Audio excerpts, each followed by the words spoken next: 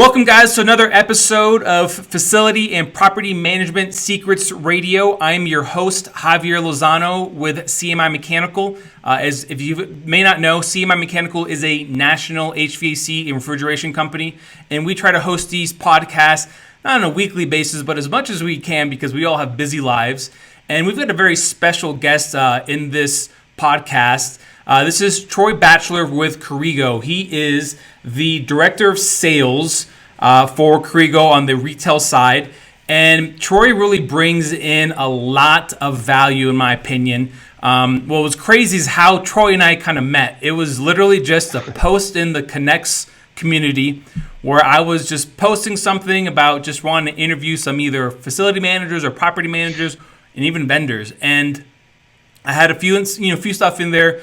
Troy did a little snooping around, looked at what I'm all about, and he saw that there were some similarities to what he does, just as kind of a way of branding himself, but also in the other industries. And so him and I kind of geeked out a little bit, and so we started talking about people that we follow, people we enjoy listening to, and just kind of our philosophy of sales and marketing. And what's really cool is that for me, as a nerd, I like to geek out with other people that think simultaneously how I do. And so Troy is here to kind of share a little bit more about his knowledge in the multi-site retail, his background, what Corrigo has to offer. This is not a pitch for Corrigo. This is more of just a way of learning more, how to improve. But what I think is even amazing is that Troy even talks about, and he's going to kind of share, is that he works on both sides. He works with the facility managers, but he also works with vendors. And so he sees both sides. And so we want to make this a win-win for everybody.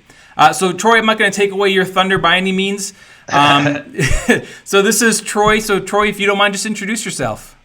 Yeah, so Troy Batchelor. I have been in the retail industry since I was 16. It was one of my very first jobs. Went to work in a grocery store bagging groceries. How a lot of people get their start in retail as a kid, and ended up actually growing up through retail. Got my first management job in retail when I was 18.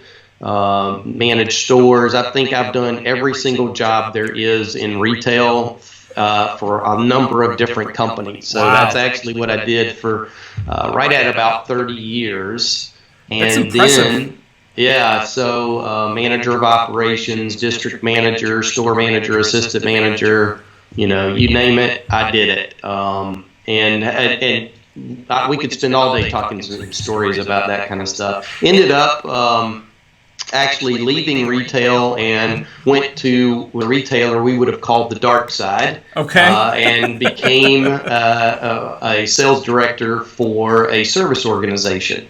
And actually, it was pretty funny because I was one of the customers in my retail career when I was manager of operations for Babies R Us at the time. I was actually a customer, and ended up years later we connected through LinkedIn. And actually connected, and I got my job as the business development director there for that service company. So I've actually worked for 10 years on the service side of things, selling back to the retail organizations. Interesting. And then, so I did live in the retail world majority of my career, but then also flipped over and became part of the service organization. So I understand it from the service provider side as to the different challenges you deal with in connecting with folks on the retail side. It's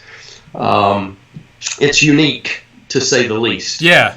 But then just recently I have been joined the Corrigo team. And Corrigo is a CMMS platform, ultimately streamlining everything related to a work order from end to end, from the requester end all the way to actually paying the invoice. So anything that touches that work order, Corrigo streamlines, tracks, makes it easier for the FMs and the organizations to utilize the information that you gather, because as retailers we know that you literally do hundreds, if not thousands, of work orders on a regular basis. Yep. And so that's a little bit about me and how long I've been around the industry and have to where I am today. No, that's awesome. And that's something that as I was looking through your LinkedIn profile and kind of seeing where you're at, like I I think it's awesome that you've done a little bit of everything, but it's still in the retail space, if you will.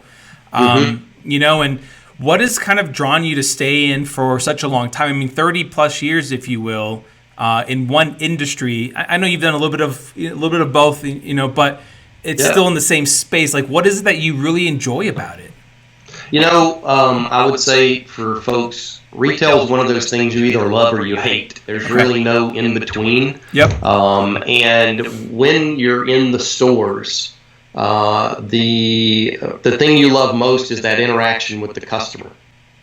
And, you know, it's every day's different. Yeah. There's no such thing as one day's the same as the next. Yep. And so it's that constant ongoing things, and people I like to work at that pace. I like to have 15 different projects going on at one time. If you run a store, that's the way it works. Yep. You know, life is never how you plan it. Yeah. Now, and I think the reason that I've stayed in that industry is because as I grew up through retail, you have to remember where you came from. And everything relates back to how do you help that store team interact with their guests more efficiently, better, because that's where you've got to have the support. Yeah. All the rest of the folks at corporate and all those kinds of places, they do nothing but support their customer, who then supports the customer who's paying everybody. Right? Exactly. Yep. And so the cool part for me when I went into the operations team, so I went into corporate, I was manager of operations, worked at the corporate office for a number of years. And you see a very different side of an organization than you do in the field. Yeah. But the cool part is you also get to solve these bigger projects. So how can you make a much bigger impact? And I always enjoyed that project management type atmosphere. And I think that's why when I left retail, I still wanted to be connected to it. Yeah. To some degree. And what I got to do is, instead of working on projects for one company, now I'm working on projects for a lot of different companies. Yes. How can I help a lot of different companies serve their customers better? Yep. And that's really, I think, what has kept me around the retail industry is ultimately my passion is how do you get a better customer experience at the store level? Yeah. And that, because I'm a customer, and as a retailer and a customer, nothing pisses me off more when I walk into a store and I'm not treated well or the atmosphere's not right. You know, it's like, this could be so much better. Right? You know, and I'm happy you said a couple things that really kind of like triggered me on this in a good way, is service. You know, you seem to be a big guy about service. And some people are really designed around servicing other people, and that is great. And if you're self-aware of knowing that is what you're good at and you love it, then do it. You know, the other part that I love as well too that you mentioned is customer experience. And I don't know about you, but I go into restaurants, I go into, you know, facilities of, you know, that are, you know, like for instance, my daughter's dance studio. I'll go in and I'll start kind of like seeing how things are, like what the experience is like, you know, all this stuff. And everywhere I go, I look at what the customer experience is and I take mental notes. And I think that is something that's so critical that a lot of us are missing, not just as business owners, not just as, you know, store managers, but seeing the entire spectrum of the experience from the minute that someone drives into the parking lot and puts their car in park and gets out, you know? And the experience starts there. And I think that's the biggest, and I've never been a facility manager, but that's one of the biggest challenges that a facility manager has to adapt and understand, is that experience is starting from the minute they pull into that parking lot, you know? And I would even argue, though, Javier, I would argue that it actually starts before that. Okay. Right? Tell me. In the fact that companies spend millions of dollars marketing to a customer base or to their unique guest, right? Yes. And they're building an image. The reason that you chose to drive your car to that location and park at the parking lot and to get out was driven by, they built a relationship with you up to that point. Yes. Now the challenge becomes delivering on what you have been talking about, yes, and that image and that thing. So it actually starts before the relationship, because as a customer, you have certain expectations when you drive up to the location. Now, you may not consciously think about it. What is this? Are there shopping carts everywhere? Or is the landscaping taken care of? Do the parking lots look good? Can my wife go shop there and the lights actually work, right? Yes. And she can see her way to get from the parking lot into the store. All of that plays into, those are general expectations. Yeah. Right? But what's so weird is how much some of that nobody pays. Now, facility managers pay conscious attention to it. Yes.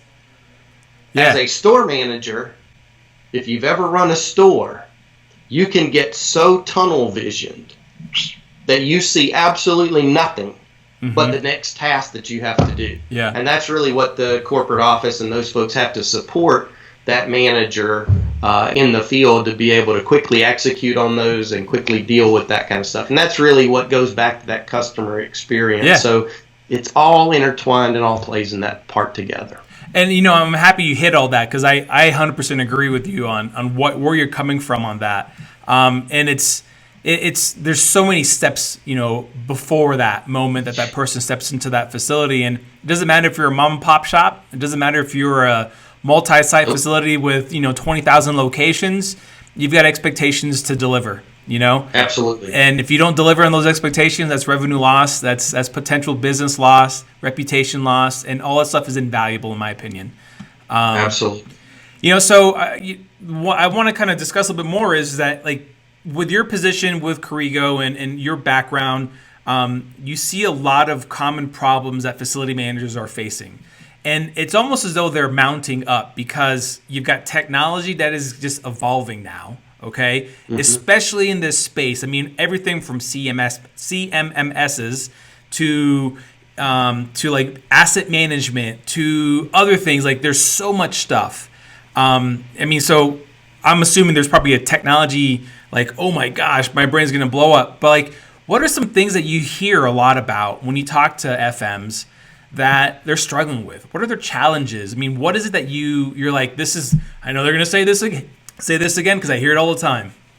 Well, it's funny because it's actually pretty simple. It's about really having access to the information that you can use to action on, right? There's so much data and there's so much information out there that you've got to have a way of somehow teaching somebody how to filter that data so that you can deal with and prioritize those issues very quickly. Yep. And that goes back to, yes, technology has made things so much easier as it relates to gathering all that data and consolidating it and giving you something you can action on. Yep. But go back to, let's take technology away. It's no different than 25 years ago as a store manager, and I'm walking the whole location with a legal pad, right? I'm still making a list of all the different things that got to be done that day. Yeah. And then now prioritizing it and then doling it out and getting it done that day. Yeah. So it's not different as to what the things that we're doing. Yeah. It's a matter of the tools have changed. Gotcha. And how do you get better at using the tools? And sometimes there's a fear of that change, right? How do you help a company make those changes from executing in the field, making it simpler, all the way to the manager who can say, I can run a report really easy in this new technology, right? We are so used to and so comfortable in what we do. It's hard sometimes to say, you know what, I need to consciously step out and make that change. Yeah.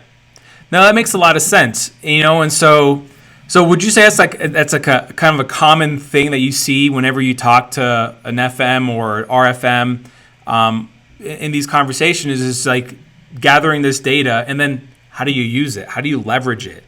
And do you have any kind of like thoughts about that? Because the thing is that data, in my opinion, today is more valuable than anything else. Okay, whether it's an email list, whether it's data that you're tracking on how your HVAC is running, on how many fixes you're getting per month, whether it's whatever it is, data is invaluable in my opinion. But it's about if you're using it incorrectly or you don't know how to use it? Is that, I mean, do you see those kind of things? Yeah, so I think part of it is the simplicity of getting the data that you need into the system. So how do you make it an extension of what that person in the field is doing? So be it a store manager or a technician in the field, it has to fit into their regular routine, right? And be simple to use. Yeah. Because as a store manager, facilities is maybe this much of what you're actually dealing with, maybe a tenth of what you're dealing with on a daily basis. Yeah.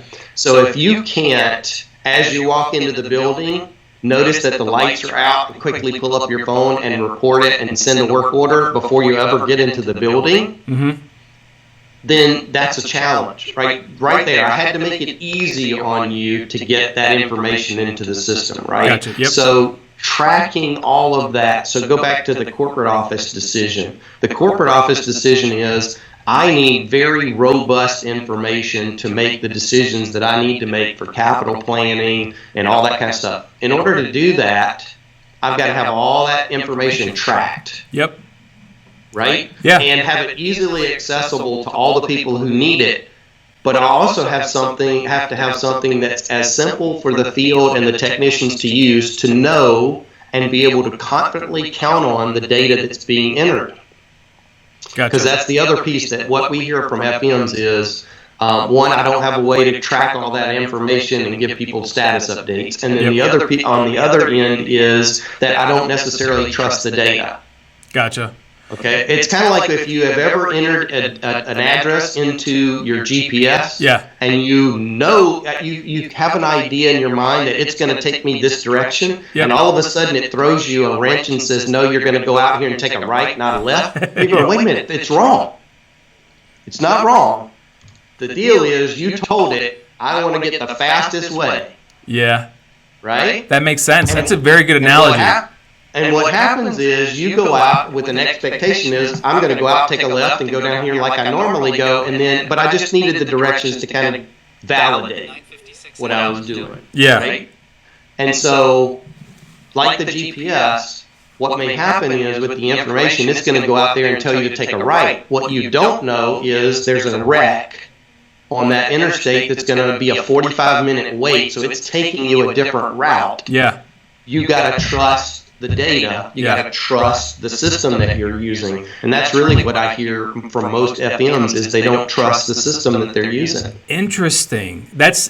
Now, would you say the trust that they don't have a lot, is it because of lack of knowledge, or they've been burnt on other things that claim they did something? Is there something is it an internal thing? Like, let's face it, like, my in-laws, slightly older, my parents, same thing. Like, they don't always trust technology. They're like, I don't know about this. Is it a little bit of everything? What do you think? Yeah, I think it's a little bit of everything. I mean, there are a lot of good systems out there. I'm not going to spend time knocking our, other systems. Oh, for sure. But the flip side is that it's about everybody wants to flip a switch and have it easily turned on. Mm-hmm.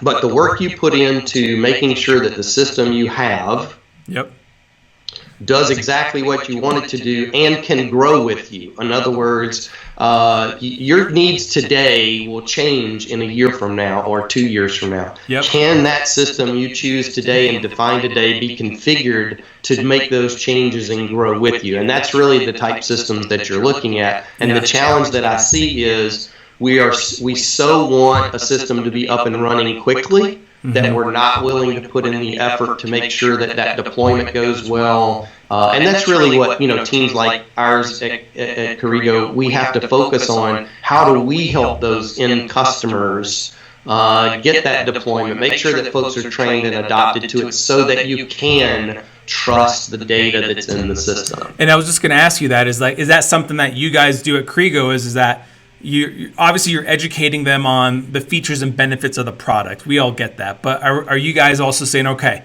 I know it sounds weird, but this is what I need you to do. You're going to do step 1, step 2, step 3. It's going to spit this out. We're going to keep doing this. We can aggregate some data. And then from there, we're going to learn how to make better decisions. Yeah, and I think everybody would probably tell you that same thing, that that's what they do. They're going to hold hands and walk you through the process and make it as easy as it possibly can. And that's probably true to some degree. I can't speak to others. What I can speak to is the fact that we invest that time up front to make sure that once it's deployed, that it truly is a usable system. And I'm always asked, so what makes you different than everybody else? Yep. You want me to tell you the difference from everybody else? Go for it. Everybody else doesn't have me. You know what? I love that. That's perfect. That's really what it amounts to is I've been trying to, everybody can say, well, we got this bell and we got this whistle and we got this little widget and we got that little widget. Yeah. Fantastic. Those are all great things. The difference to me, and I would say this of any team member, is that difference is they don't have me. Yep. And then the reason I say, and I'm not all that special, but what I do have is I have 30 plus years experience of living it, and I understand the challenges that you're going through, and I can help walk through it. That's not always an easy process for anybody, and I'm not going to lie. For sure. But I'm going to challenge you I'm going to call you on bullshit when you tell me that this is the way it works in the field, when you and I both know that ain't the way it works in reality. Yeah. So there's a difference between here's what we want and here's what reality is. Fantastic. Our job is to make those two meet. Yeah, that's awesome, because I think your approach on relating is so big. And what I like about this too is this is kind of, I know how you sell and market just by talking to you right now. And I'm a big listener to Donald Miller. Are you familiar with him? I'm not. Donald Miller. Donald Miller, you got to listen to his podcast. It's called the Story Brand Podcast. Listening to his book right now. I bought some of his other stuff. Anyways, he talks about how to better improve your messaging, and that you want to make your customer the hero and us be the guide. And you are placing yourself as the guide. You're relating with the hero, which is the customer. You're like, I know what you're struggling with. I've done it. I've been in this industry for this long. And then all you're doing is you're giving them a tool, and you're telling them how to use this tool, and you continue to be the guide the entire time. And at the end, you still make them the hero. And I love your approach on all that. And you're doing that, because it just makes sense. Well, it's the interpreter too, to your point, the guide, the hero, the interpreter, you're all of those things, because, it's funny, because even a simple terminology difference can make all the difference in the world. Here's a tech guy who's the developer and who's the person who's going to train you how to use the system. Yep. And you're saying, I want a customized system. Yep. Okay. And the technician's saying, we have a configurable system. We don't customize it. Yep. Okay, well, that's where the difference is that you're actually saying exactly the same thing. Exactly. Customer says, I want it to be able to do this and do that. That's the right language, right? And then the deployment person is saying, fantastic, we can click here, check this, do that, and we can make that happen. There's the terminology difference. But if you keep going, well, I want it customizable. Well, it's not customizable, it's configurable. Stop. It is. It is the same. It's the same exact thing. It's kind of like, that's an end cap, that's an end display. No, it's an end cap. No, it's an end display. Okay, but it's an end cap. I want you to set the end cap. No, I'm going to set the end display. And I've heard it 100 times.